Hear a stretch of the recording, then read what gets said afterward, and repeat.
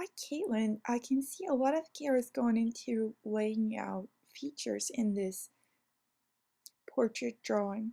It doesn't really appear to me that this is a drawing in charcoal.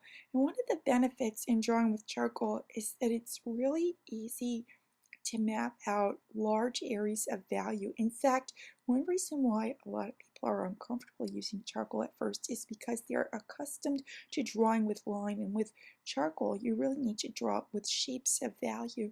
You see, what's going to make your portrait lifelike is if we can see the quality of light and shadow falling over the forms of the face. For instance, does the nose cast a shadow below it in the direction of the mouth? Is the upper lip seen in shadow while the lower one is lighter? Is there a strong shadow under the chin because it protrudes so much? How about shadow underneath the brows? Um, I would say there's probably some room for you to let go of outline a bit. For instance, line around the eyes. I think very often in eyes there are some areas between, say, the white of the eye and the skin of the lid that are just about the same value, where you don't have to have a hard edge. The same is true with the mouth at the outer edges, especially the outer edges toward the top of the bottom lip. So, Joanna, there are some nice qualities to this drawing.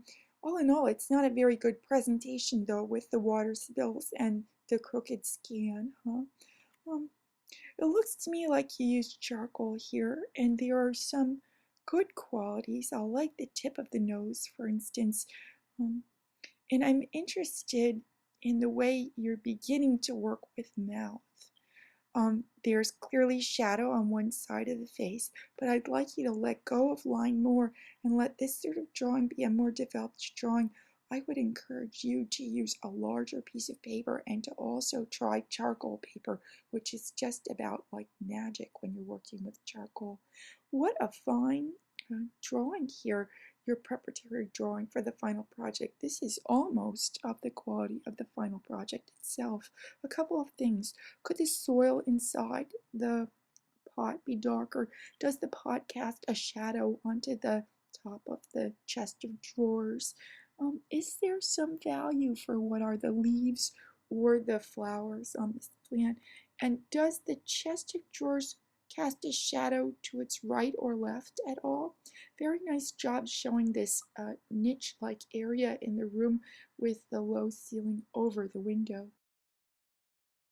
Hello, Heidi. You are the early bird here, and I have reviewed both of these works in Draft Review, so I'm going to refer you and your classmates there to hear my comments about your works. Hi, Jennifer. Let's see, your portrait.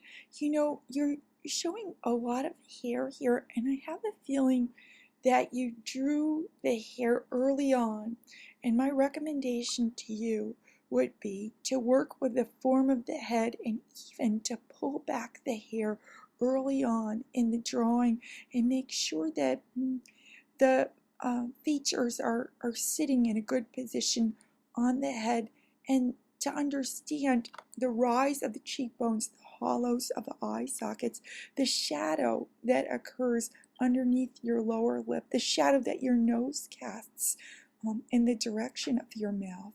These are essential matters for creating the structure of the head itself. And actually, I'll say that if I am drawing the model or doing a self-portrait, very often I will select a pose with hair tied back. Let's see. Now, looking at your second drawing here, the one for the final project preparation, I'd like you to look back to the time when we were drawing a large-scale object and interiors and see what I'm saying to Jennifer W. with regard to the corner of her room. I'm looking at the corner of your room here, and I think that your diagonal line for where the ceiling and the wall meets needs to go in the reverse direction. This is in the upper right hand corner here. Also, I think that you're going to want your piano to appear to protrude more on its right side. I really want you to work with the light and shadow on the piano itself and downplay the pattern on what this must be a curtain behind it.